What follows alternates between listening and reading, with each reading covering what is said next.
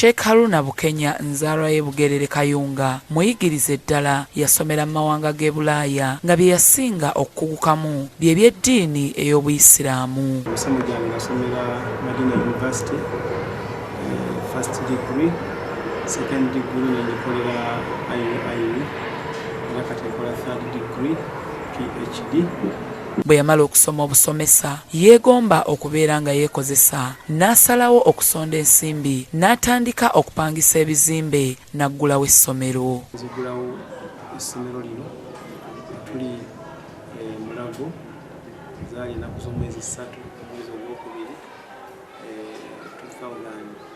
2001 netandika Mulago mu mbeera y'okupangisa kutuusa nga yasobozesa n'engula abantu wano eka ziringa 18. Buli magoba ge yafunanga teyeejalabya yagatereka n'agula ettaka eddene ebbombo n'ekigendererwa eky'okuzimba essomero erirye. Walinga 6-7 n'engula ettaka lino nenfuna n'ekyapa kyako eky'obwannannyini, era kubeera nga lyali ddene eka ezisukka mu 18, ettaka bwe lyakula wano ne lituuka ku bukadde 4 eka osobola okutundako ettaka erimu n'entandika pulojekiti eno. Teyakoma kulowooza ssomero, yatandika okulima obutunda n'ekigendererwa eky'okufunamu ensimbi ezinaamusobozesa okuzimba essomero lye.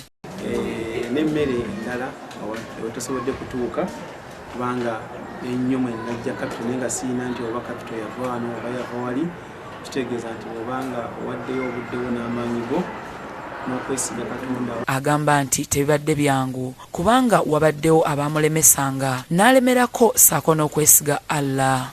Seminti nga bwekubusa bulooka, era bulooka zonna ezakola zonna nze twazikubisa wano ku sayiti, embeera nga nnoonyeza seminti, nnoonyeza emitayimbwa mpola mpola. Abantu abaagala okukola abawadde amagezi obutalowooza ku kwewola nsimbi kubanga bwe zikulemerera okusasula ebintu byo byonna bisobola okutwalibwa.